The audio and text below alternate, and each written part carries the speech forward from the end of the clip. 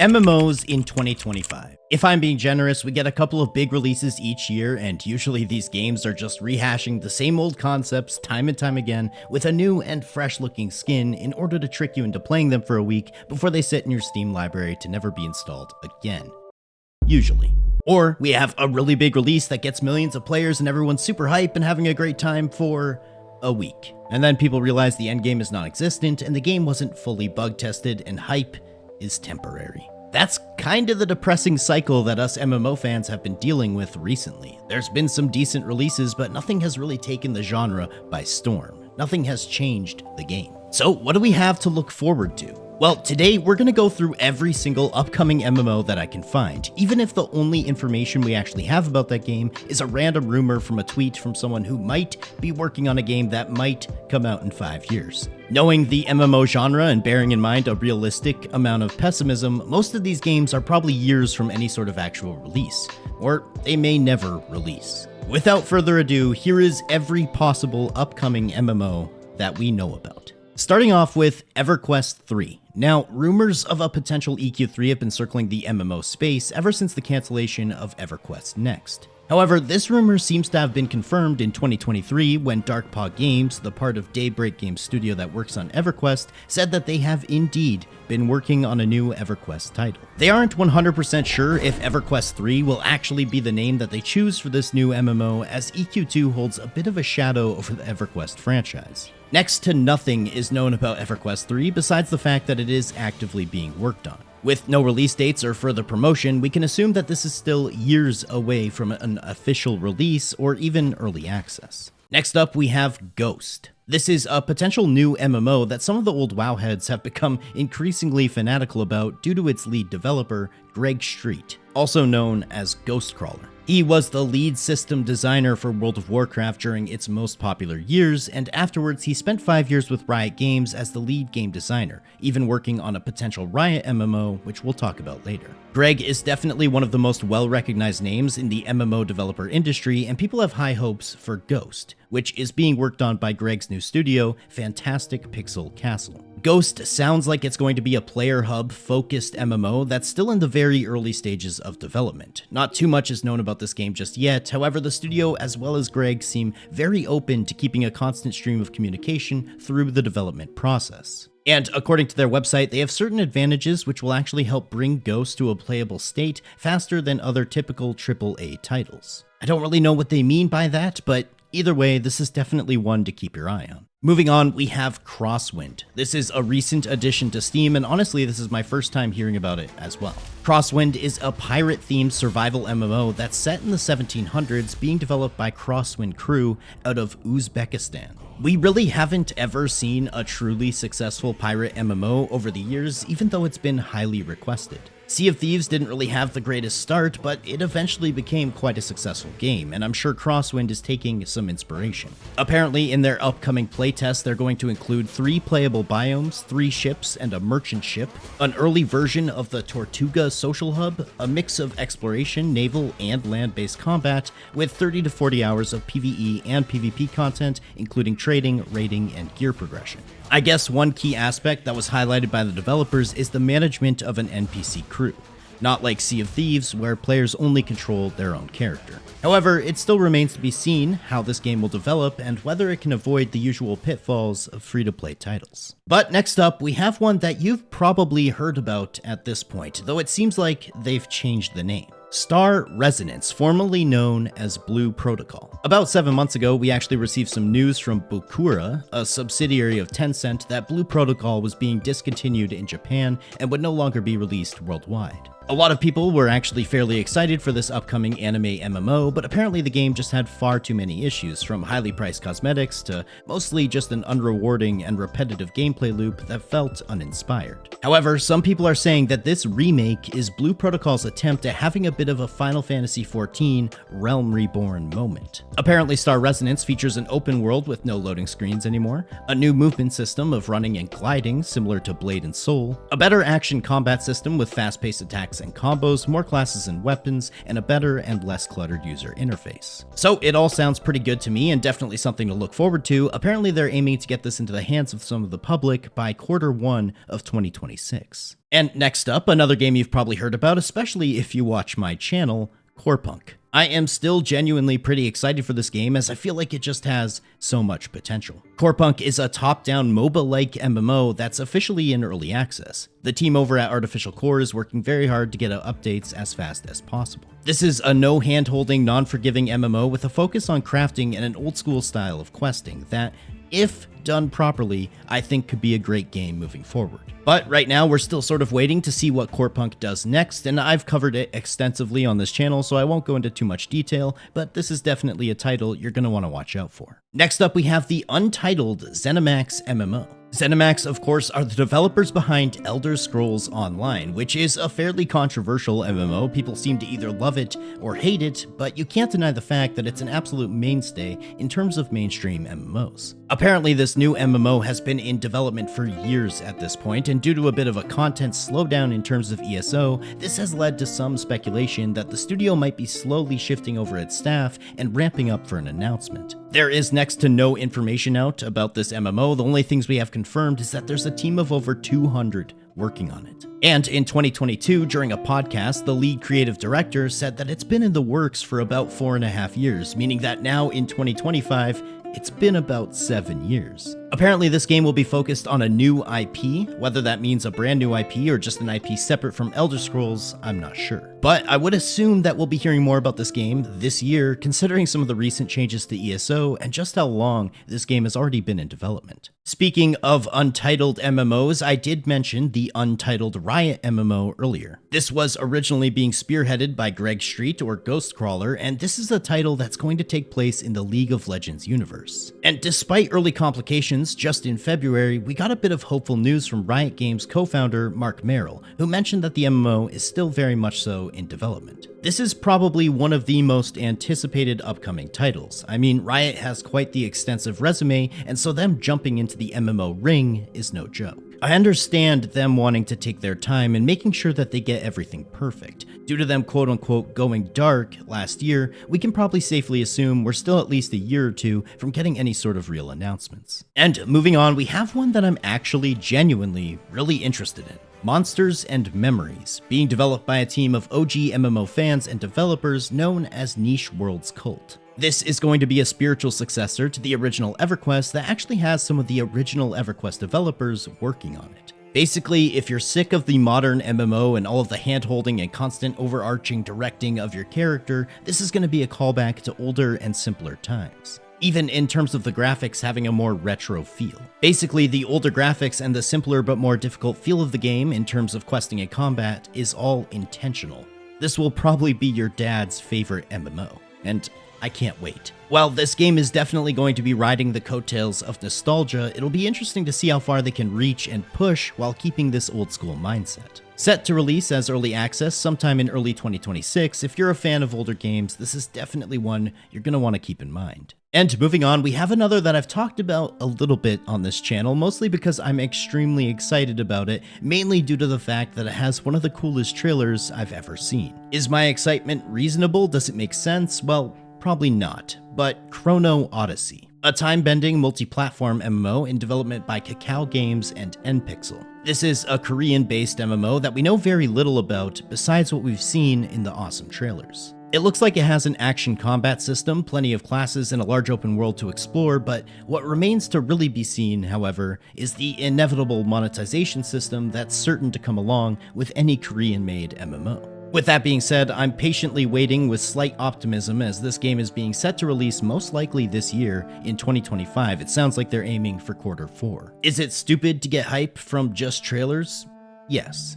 Yes it is, but here I am. Next up, we have a bit of an interesting one. Anvil Empires, being developed by Siege Camp, the same people who made Foxhole. This is a PvP-focused MMO where thousands of players will work together to build empires and wage war in a persistent world. This game is basically going to be the medieval version of Foxhole with a modern engine and much of the same sort of gameplay loop. It's a resource management, base upgrading, large-scale battle-having, team-focused game that, while not really anything like your standard MMO in terms of character or progression, is definitely on my radar. It's sort of like a mashing of real-time strategy and MMOs as genres, and Siege Camp has been doing this for years, so I'm actually quite excited to see what they've cooked up. You can currently join playtesting for Anvil Empires, and while the developers said we might actually be able to see early access in 2025, the full release is still probably years away. Moving forward, we have a game that's not technically new, though this will be a new iteration. Defiance was a massively multiplayer online third-person shooter developed and published by Trion Worlds. Defiance took place on a terraformed Earth several years into the future, and this game was actually a tie-in to the TV series Defiance, which took place in a post-apocalyptic world. The official game servers were unfortunately shut down in 2021, however they are bringing the game back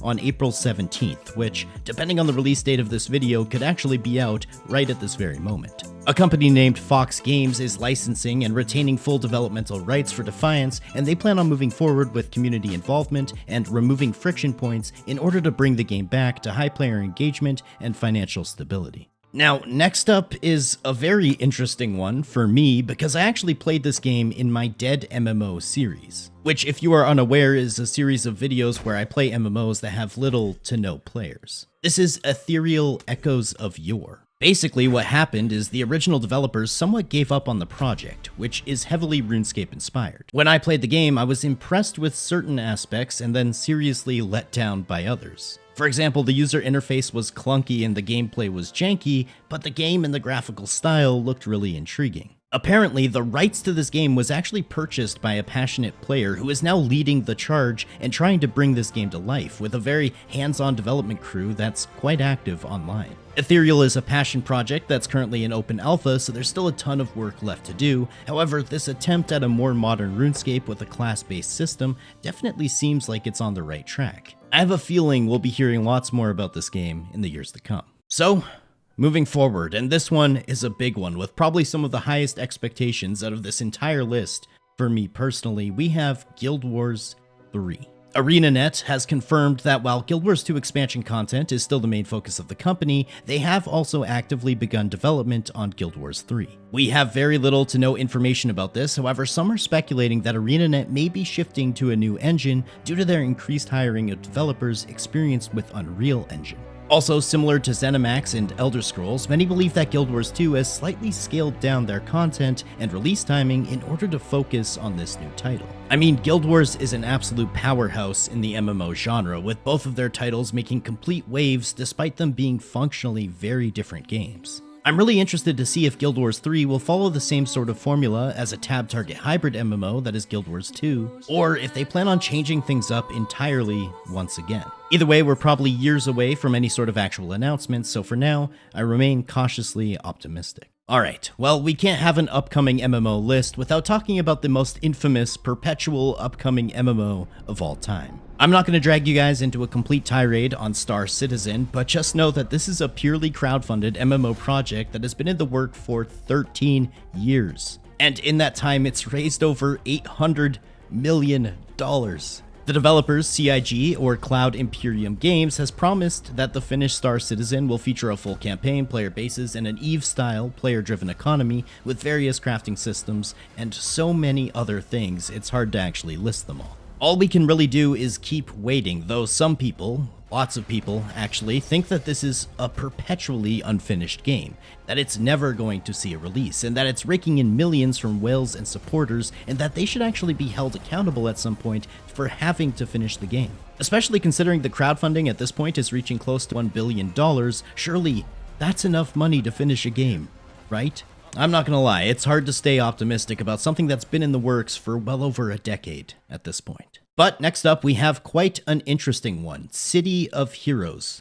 Wait, I mean Ship of Heroes. I'm not gonna lie, this game looks like an attempt at creating City of Heroes if City of Heroes was being created by Microsoft Sam. However, it's being developed by a company known as Heroic Games.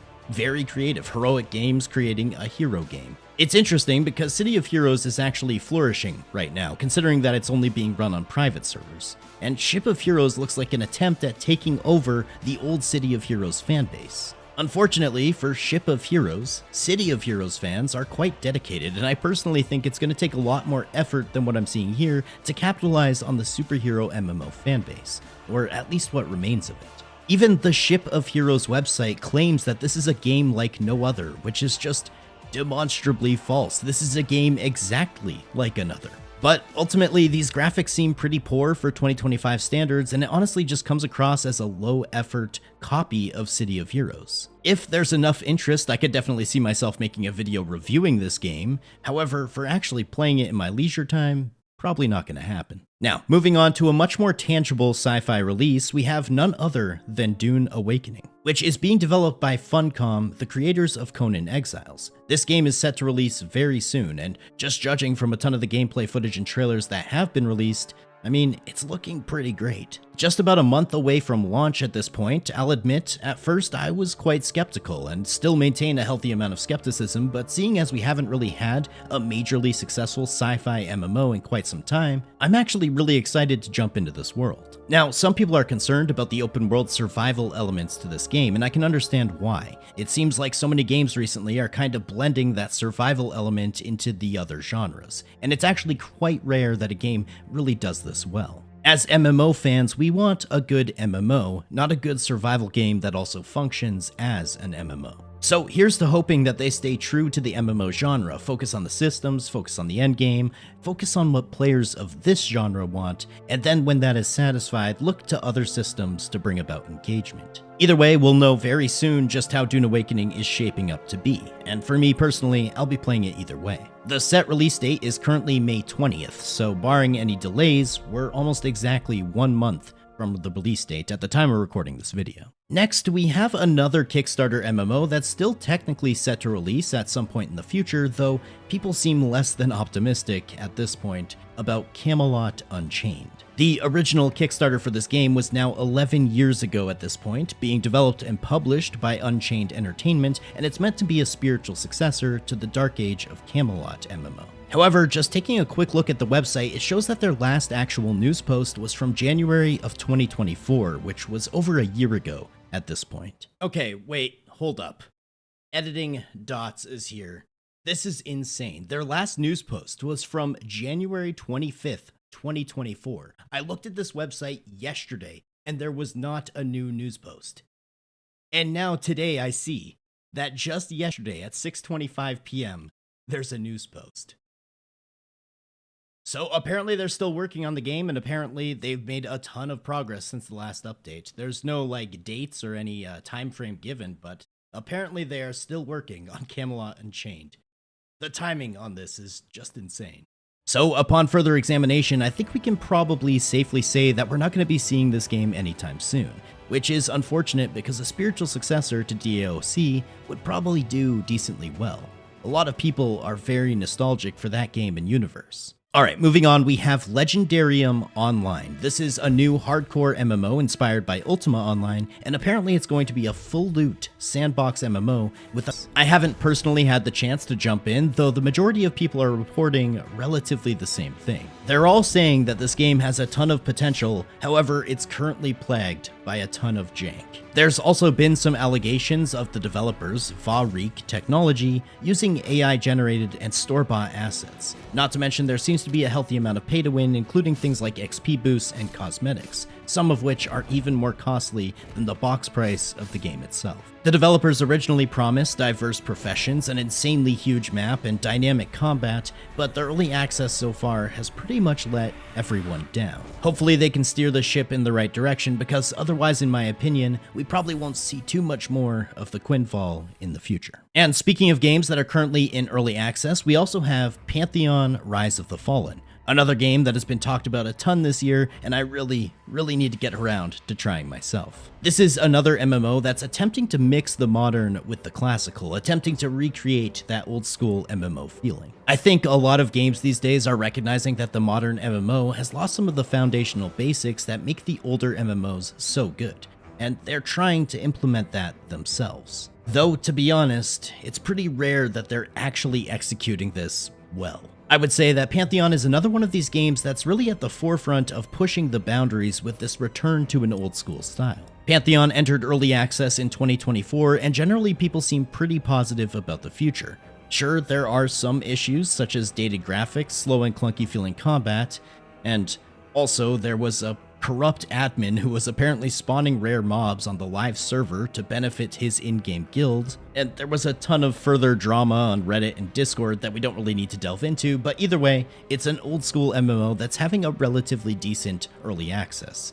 So once again, if you're a fan of older games, this is definitely something you're going to want to keep your eyes on. Okay, moving on. We have one that I'm actually super excited about, strictly because I'm just a huge Lord of the Rings fan. And while Lotro can definitely scratch that itch, a modern take on Middle-earth is 1000% needed in the MMO space. So we know that Amazon Game Studio is currently working on a new Lord of the Rings MMO. A lot of people, while unhappy with what happened to New World, are still quite optimistic about this game. Because although New World didn't live up to the absolutely insane hype that was generated, it's still actively played to this day, just not in the numbers we were expecting after the launch received 1 million players. Apparently this game is going to be using the same engine as New World, which in my opinion is not a bad thing. New World runs and operates extremely well. The real issues occurred with a buggy state of release and a lack of endgame content, which are hopefully lessons that Amazon Game Studio have learned from and will be taking into account moving forward with the Lord of the Rings MMO. Although we're still years away from a release, the developers have said that this will be an ambitious game in which they hope to stand out heavily from competition. So I'm hopeful that they can deliver on that promise and bring us a version of Middle-earth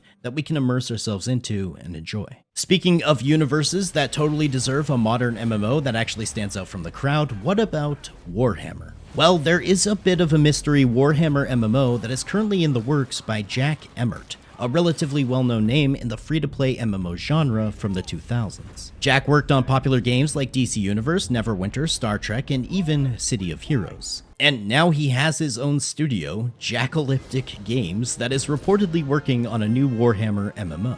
Jackalyptic Games, while being funded by NetEase, promises that they have a fair amount of autonomy in regards to designing the game the way they want to. We know for sure it's going to be developed in Unreal 5, and it will have a heavy focus on PvE content. Also, while Jack has mentioned that he enjoys both the fantasy and 40k eras of Warhammer, he hasn't publicly stated which setting the MMO will take place in. The last real update was an interview Jack did over a year ago at this point, and there's no reason to suggest that this game is not still currently in development. However, we have no clue what their timeline might look like. And coming up next is another game that's probably set to release in 2026, a modern take on an older game, but it seems like they're gonna be changing things up a bit. Archeage 2, or now it's being called Archeage Chronicles, I guess. Being developed by XL Games and published by Cacao, this is going to be a modern take on Archeage with a heavier focus on action combat and story-driven RPG elements. It seems like they're going to be scrapping a bit of the identity of the original Archeage and really what made Archeage Archeage. With a heavier focus on single-player gameplay, the game will be cross-platform, and its release was actually delayed a year to focus on Unreal Engine 5. So undoubtedly, and from what we've seen so far, visually, the game will look completely stunning. The real issues are going to occur when it comes to release time, and we see just how much of the Archeage identity was retained, and also just how pay-to-win this is going to be. I've seen a similar path taken with too many games at this point to remain overly optimistic. However, you can bet your bottom dollar I'll be playing this game when it finally comes out either way. Next up, we have a game called Bitcraft Online, which I've been seeing in the coming soon section on Steam for quite some time, and I'm actually kind of excited about this one. It seems like a more polished and ready-to-release ethereal echoes of Yore, with clear inspiration from both RuneScape and Albion Online. This is a large-scale survival crafting MMO with a heavy focus on PvE elements. It's being developed by Clockwork Laboratories, and the game is currently in closed early access, where they're releasing the game for small amounts of time for testing sporadically. I haven't had the chance to test the game out myself, however, it's technically set to release at the end of May, so pretty much just a month from now. With a cutesy sort of art style and a focus on grinding, according to some of the playtesters who have released information, I think this could end up being a really interesting and fun MMO that hopefully we can get our hands on right away here. Next up, we have another Kickstarter MMO, though this one actually just began its Kickstarter journey a few months back. Stars Reach. This is a science fantasy PvE sandbox MMO currently in pre-alpha testing. With developers from Ultima Online, Star Wars Galaxies, Everquest Landmark, and Everquest Next, it has a highly esteemed lineup of developers working on the game. And apparently it has a goal of reaching early access by the end of this year, so this is definitely a title you're going to want to keep a close eye on. People have been absolutely begging for a game like Star Wars Galaxies, and while Star's Reach is certainly going to be different in many ways, just having the same minds who worked on Galaxies have an input in this game can be enough to rouse some of the older MMO heads. And next up, we have Evercraft Online. Wait, I'm just kidding. They just changed their name like 3 weeks ago to Adrullan's Online Adventures. I'm not gonna lie, I think Evercraft was a much catchier name. I have no clue what caused them to want to go through with this weird and obscure name change. Oh wait, apparently because they have Minecraft-esque graphics, they wanted to separate the word craft from the name. I mean, this game is 100% just using Minecraft graphics and comes across as basically a Minecraft MMO private server. So I can understand wanting to change your name, but really? Adrullan's Online Adventures? What is the marketing team even smoking to come up with such a horrendous name? However, this game does seem to have a fan base that seems pretty excited for its release. I guess you could say they've been Adrullan over any further information they could find about the project. I remain extremely skeptical. But hey, some of the people who playtested this game pretty early on said that it's absolutely phenomenal, and it even killed their drive to play further MMOs, so who knows? Anyway, of course we can't not talk about Perfect New World, the sequel to the classic Perfect World, which is being developed by Iron Core Games and published by Perfect World Games. I'm sure you've all heard quite a bit about Perfect New World as it's been teased and marketed over the years, and unfortunately its playtests were met with pretty bad reception. A lot of the testers said that the game was unfinished, buggy, and overall boring. And a recent article even came out reporting that Perfect World Studios actually cut hundreds of employees after apparently dropping about 64% in annual net profit. So I wouldn't say that things are necessarily looking too great for Perfect New World at the moment, especially given how many of the testers also mentioned that this game was a complete cash grab. Who knows if we're actually missing out?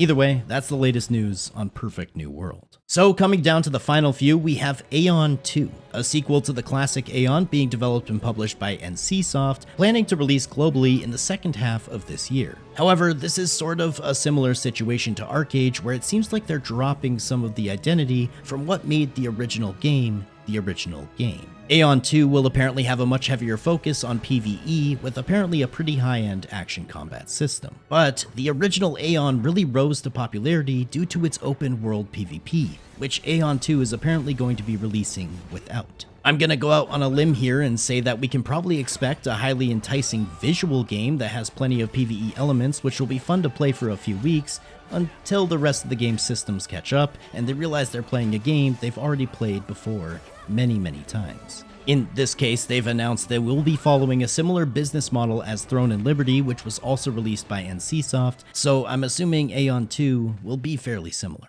And finally, on our list, before we have a few runner-ups and closing segments, I have to mention Bellatores. This is a medieval-themed open-world sandbox MMO that was slated to release a few years prior before being delayed until apparently 2024. But here we are in 2025 with no playable game available. I guess the recent update is that the game is now set to release in 2026. It's going to feature a seamless open world with a day and night cycle, 5 factions, and characters that operate on a levelless system, with a heavy focus on PvP and realm vs. realm. And overall, just judging from trailers and teasers, the game looks visually amazing. It's a Korean MMO that most likely will end up being somewhat pay to win, but it's definitely one I want to keep my eyes on. Now that's basically it for upcoming MMOs. You may have noticed I left out the main talking point, the big bad, the #1 most hyped up game ever, Ashes of Creation. And that's because I'm pretty sure there's about 2 million hours of Ashes of Creation content uploaded to YouTube every minute. And so if you want to find out more about Ashes, I would highly recommend you check out some of those videos from people who are much more involved and caught up in the development and news. Furthermore, we have a couple of 2D MMOs, if that's your thing, that are set to release this year, including Soul's Remnant, a 2D platformer that focuses on social gameplay and exploration. There's also Dracantos, which has a very nostalgic 2D pixel graphical style. But this has been basically every single upcoming MMO that we know about in one way, shape, or form. I really, truly hope that a lot of these games come to fruition and open up the door for new players to enjoy this honestly amazing genre. I hope we see less and less pay to win and more quality updates, with instead of a focus on player retention, rather a focus on player enjoyment. But That's probably a pipe dream. Anyway, folks, I want to say a massive thank you to everyone who made it to the end of the video. Don't forget a like, a comment, a sub. Those things help a bunch, but I will catch you all in the next one. Later.